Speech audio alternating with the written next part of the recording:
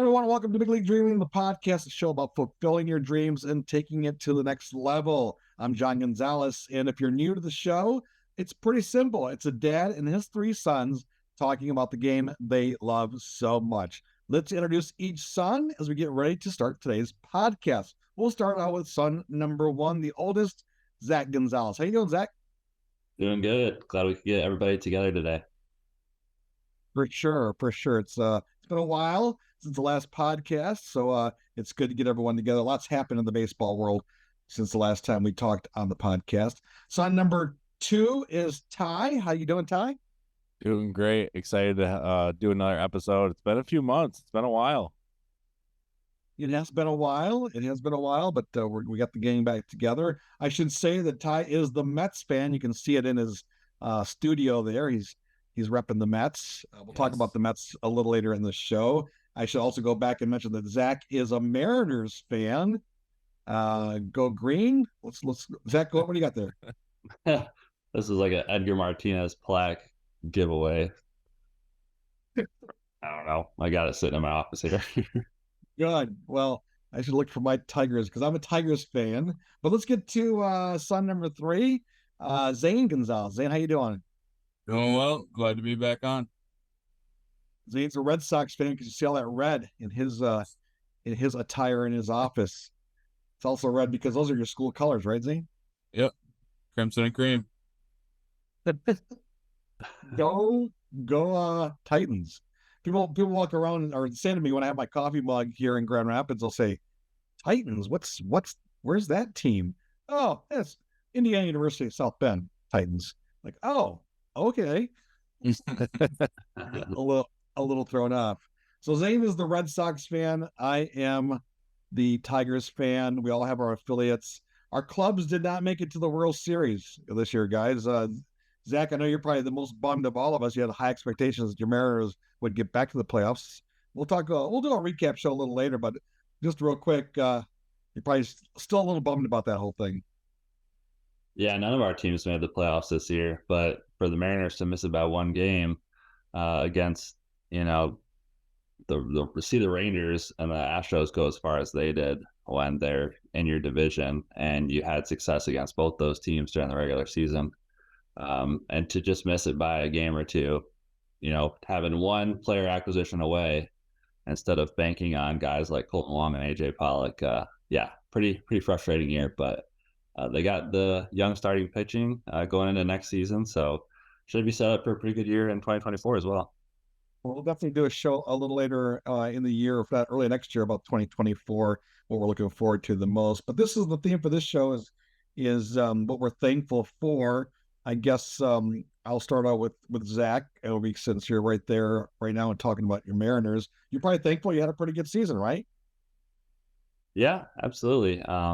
Obviously, when you don't make it to the final game of the year, it's not the best season. But yes, considering they showed a lot of like good things about the year to look at as a whole, you're pretty optimistic going into 2024. So thankful for the spot that the Mariners have set themselves up as far as pitching wise goes, and some of the young kids that they drafted over the last 2 years, very high on them as well. So yeah, Mariners are in a very, very much better position than a lot of other organizations. I mean, you see what the Oakland A's are doing, you see what some of these other teams, what's going on with them. So definitely thankful for where the Mariners are at right now, for sure. Are you thankful that the Mets general manager said that Pete Alonso is going to be the starting first baseman for the Mets in 2024? Yeah, because I remember a few months ago when Zach said that he might go somewhere else, I said, if he goes somewhere else, I'm going to stop watching baseball. You did say that, exactly. So, I don't know. I don't think that's true, but I would have been very upset if Pete Alonso would have left New York. That one would have hurt. So I'm glad that he's staying. Well, our good friend John Paul Morosi which we hope to have him on the show here, just tweeted out, I think yesterday or today, that that Pete Alonso promise might not hold through. They're actually right now accepting some offers for Pete Alonso. No. He just signed with Scott Boras as an agent. So Ty's eyes just got really big. So I guess those rumors are gonna get heated up. And the other thing is that I was telling Zach before we went on the air that the Mariners have been in speculation that they might get Alonso. Calm, so we'll see if that's just you guys just playing this because I was the last one to join. You guys are just messing with me. It's not true. okay. Well, I'll see if I've been waiting. I texted John Paul Morosi. I've known him since he was a kid, and I haven't heard back from him. So hopefully he'll text me back here when we're still on the show. I don't see the Mariners targeting him. I just don't. Like, yeah, Ty France had a bad year, but I don't know. They want lefty bats. Left-handers have better production at T-Mobile Park than righties do. I mean, friggin' Pete Alonso's going to hit home runs wherever he goes, but I don't see the fit there. I see Alonso going to the Mariners, and then Ty's get on the podcast wearing Mariners gear. I'll send you a jersey, Ty. I think the only team I'd be all right with him going to is the Cubbies. So I go watch him play at Wrigley. See some bombs in the street there. What other things, Ty, do you have to be thankful for with your Mets? Because it was a rough year. Rough year. I'm thankful that the season's over. That's what I'm thankful for. That season was just terrible. Yeah, it was really hard to watch because I think what made it terrible was that they were so hyped to be so great. Like, they're going to win over 100 games again this year. They have Verlander, they have Scherzer, they have everybody back. They have all these new bats. Like they were so good on paper, and they had all these high expectations to go really far. They just weren't even 500. I think they would finish worse than Tigers. I think that's what the worst part about the season was, that they had such high hopes and they just didn't. They didn't perform. You probably got to be thankful for the season that Senga had, though.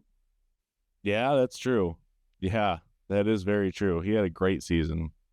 And going into it, when they signed him back in January, I think, or February, I was like, man, they're giving this guy a lot of money. That's a lot. So I'm glad that he did perform well. He was an ace pitcher. Zane, the Red Sox fan, we heard you just there a couple seconds ago talk about Senga. Did you have some bright spots with your Red Sox? Because the Red Sox were kind of that weird. We talked about it all season, right? During the podcast, it was like one day they would look like, okay, they have a legitimate chance to maybe do something, but most of the time you were like, yeah, but this is how they are, hot and cold. Yeah, I mean, I think there were some bright spots of like Tristan Casas, his first full year, and kind of getting some recognition in the Rookie of the Year voting. They extended Rafael Devers, so that was good. But kind of what I'm really thankful for is them getting rid of their pitching coach, Dave Bush, and hiring Andrew Bailey. I think he'll be a really good fit for the organization.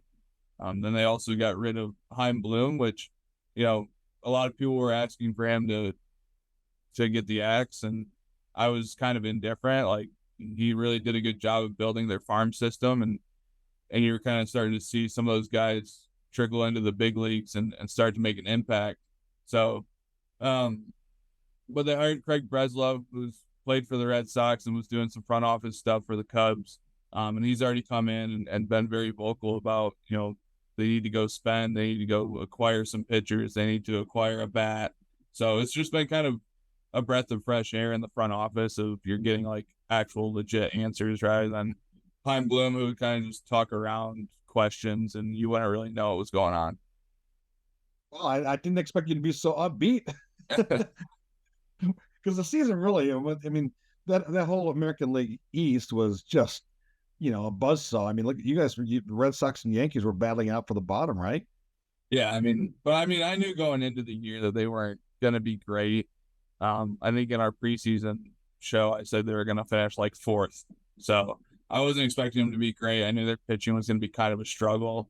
And then, you know, you lose Xander Bogaerts, and there was just a lot of what ifs going into the year.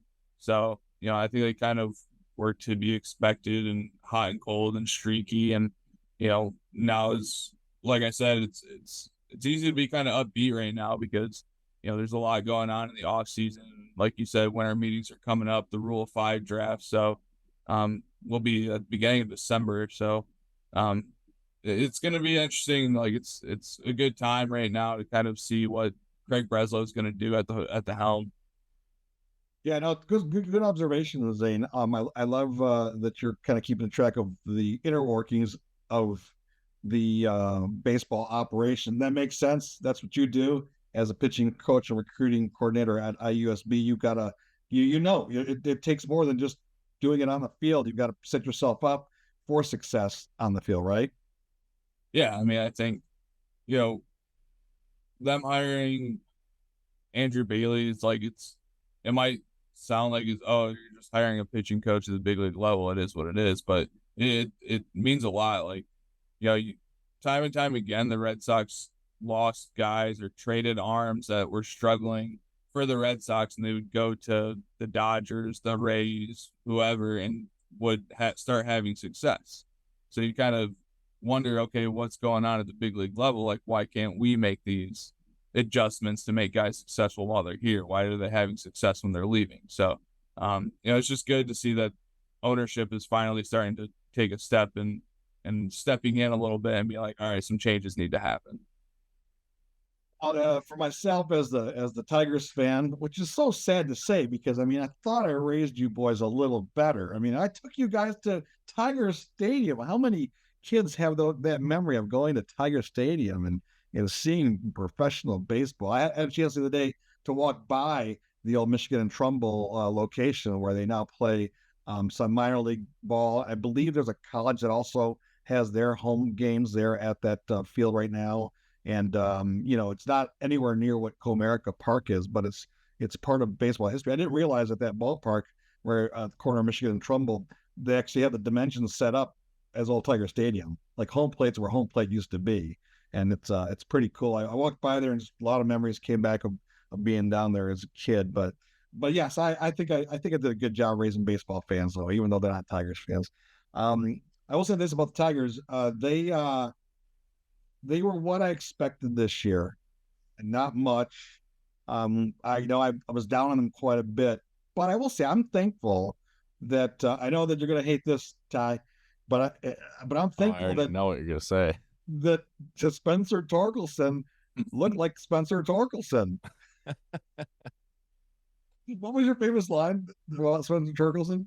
It was like 4 games into his rookie season, and he was like 0 for 20 with 10 strikeouts, and the announcers were going, "Oh, Spencer Torkelson's not worried about Spencer Torkelson because he's Spencer Torkelson."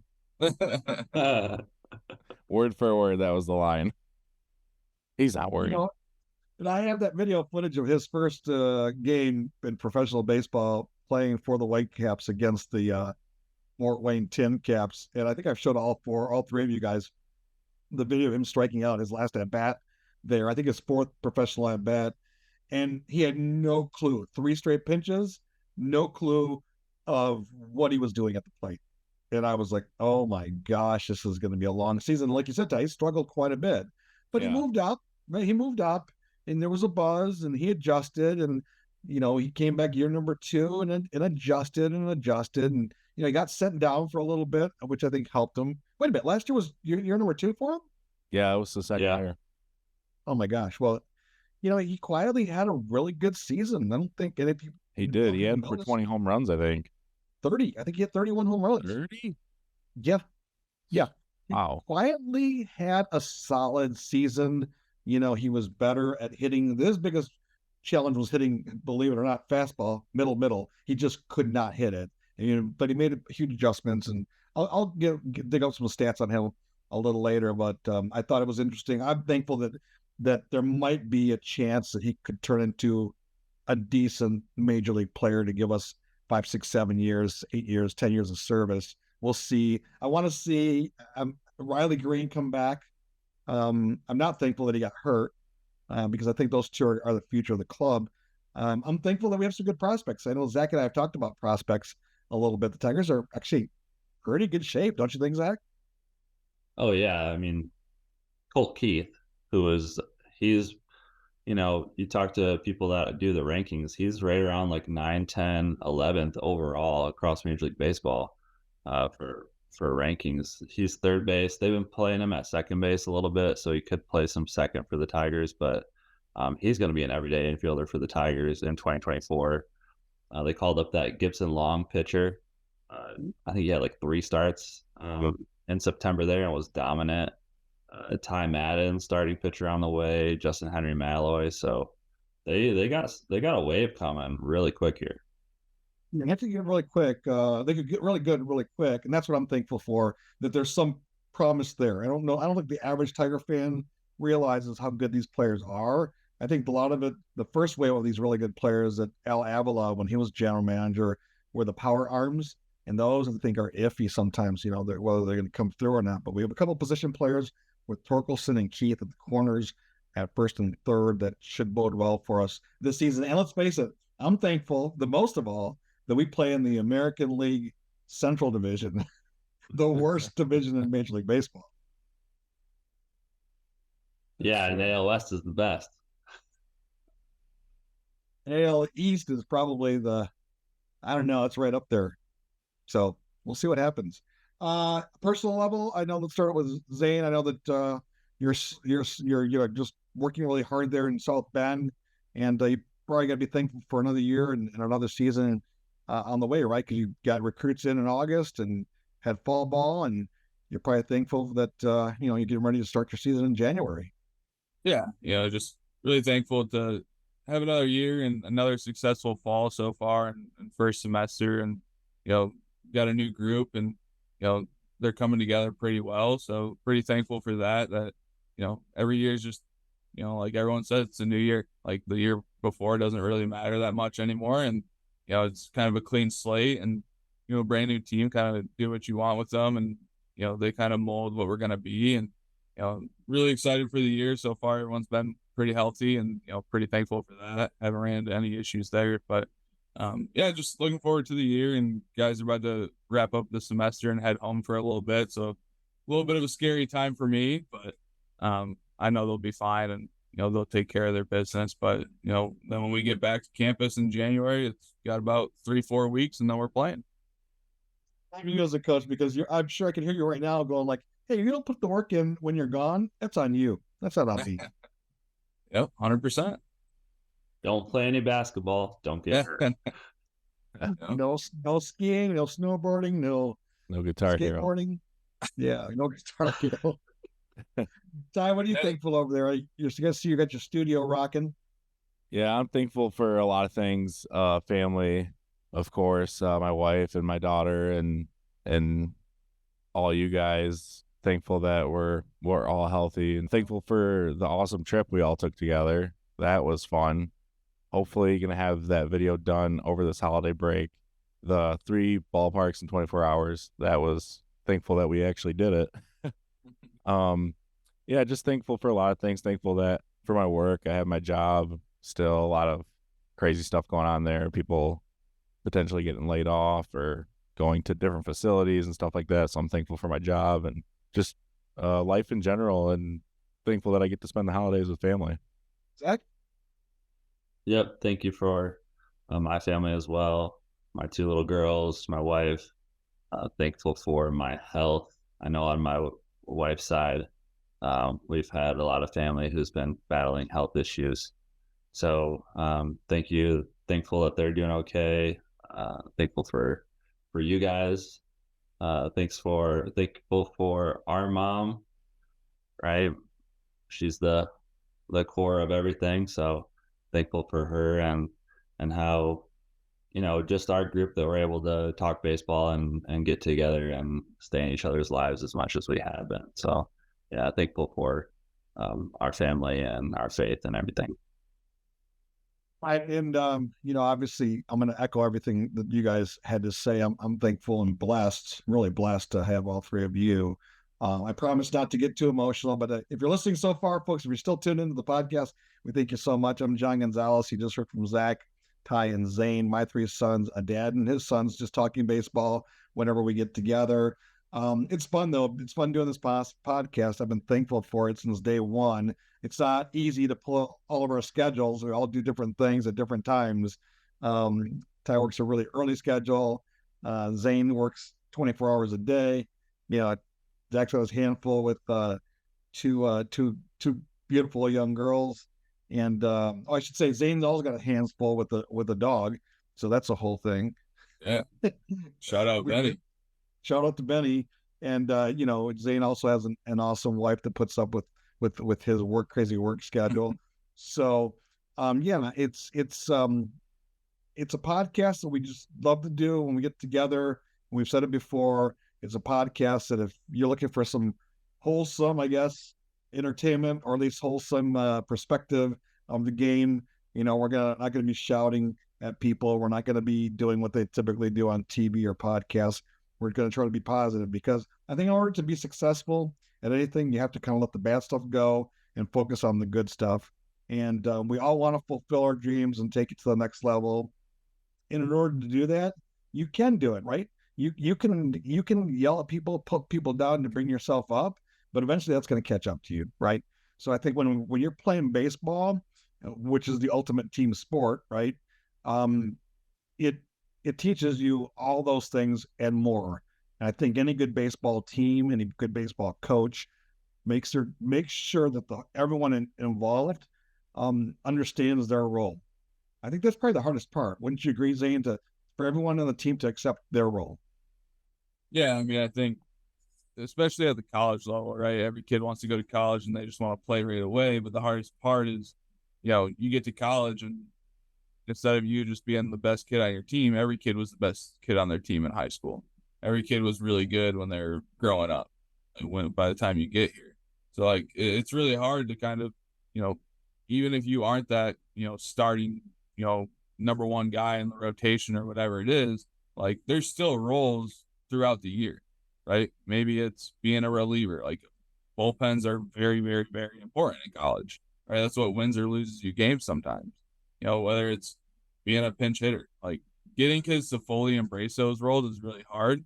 But the kids that do embrace them tend to have a lot of success.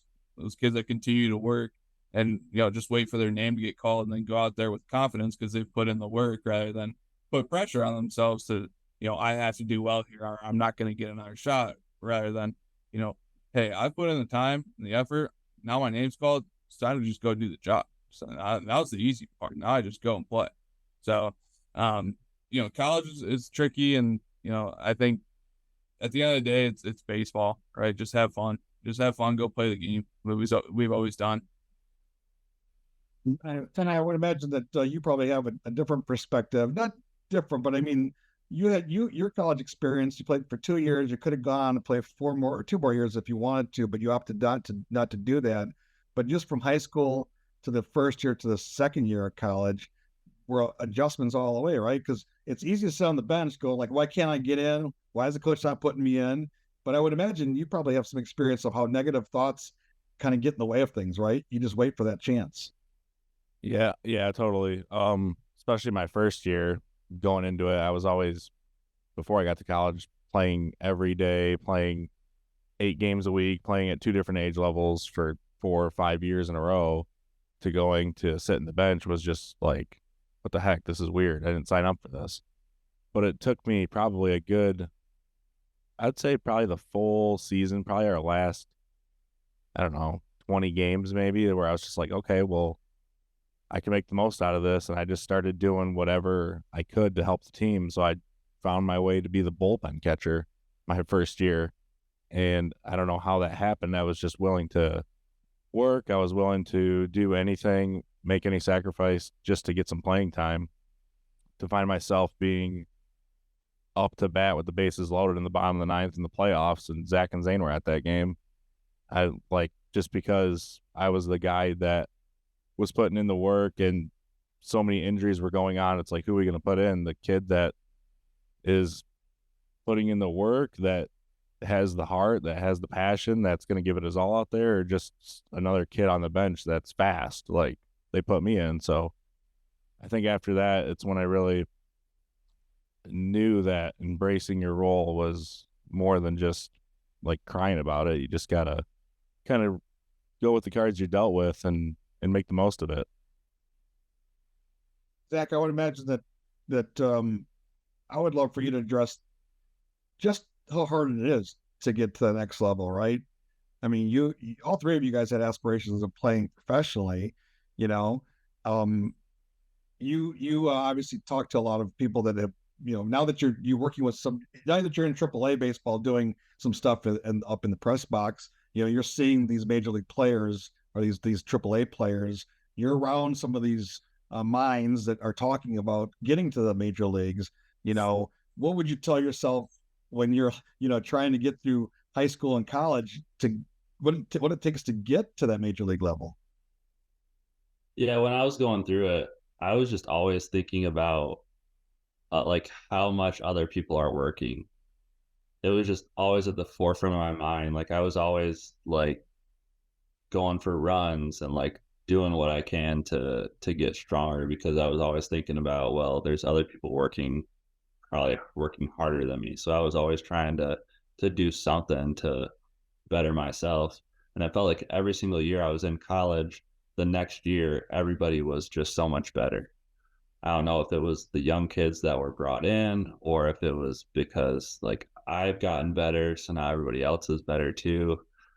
I don't know. It was a weird feeling. Maybe Ty and Zane, you guys felt that too, but it was like, especially my senior year, as a junior, I was a starting pitcher, and then I came back for my senior year, and they brought in two left-handed starting pitchers, and I had to go to the bullpen my senior year, and it was just like I had to work so hard every single year just to get that playing time, even though I was a starter freshman, sophomore, and junior year.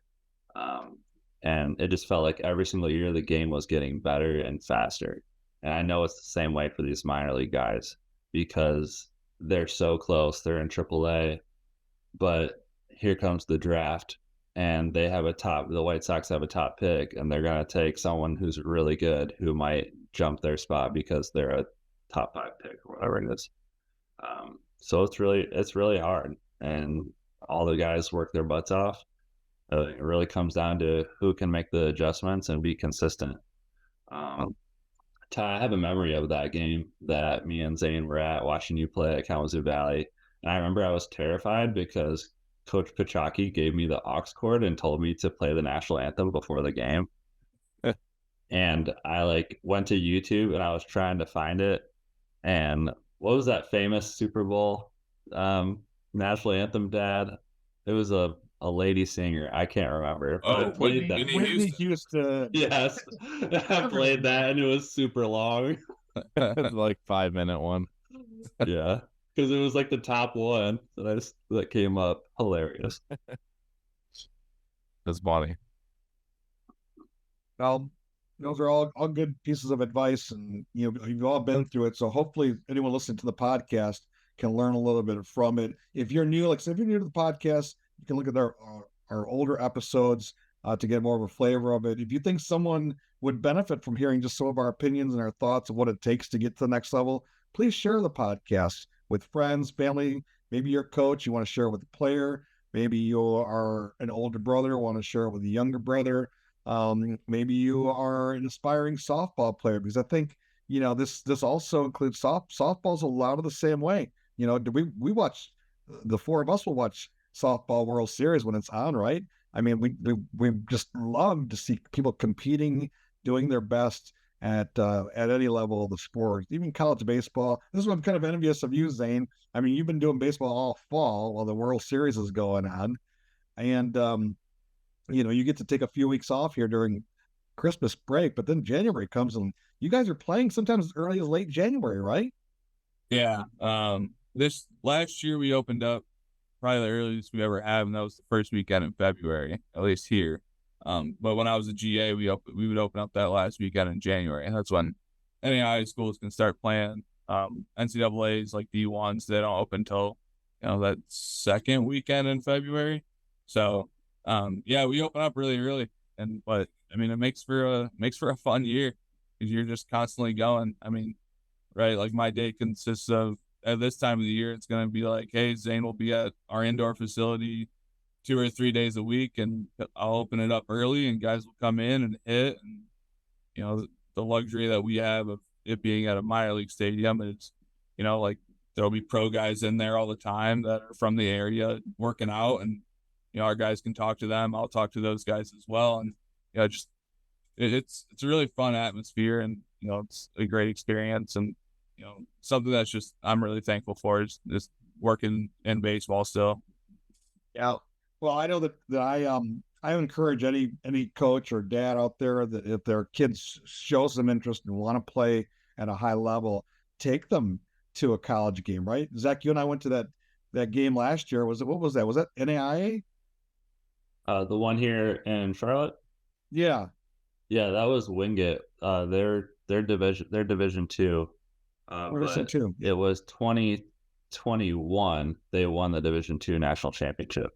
So they're always ranked. And I was texting Coach Kevin Tidy because Davenport played against Nova Southeastern later that season, which is who Wingate was playing that day that we went.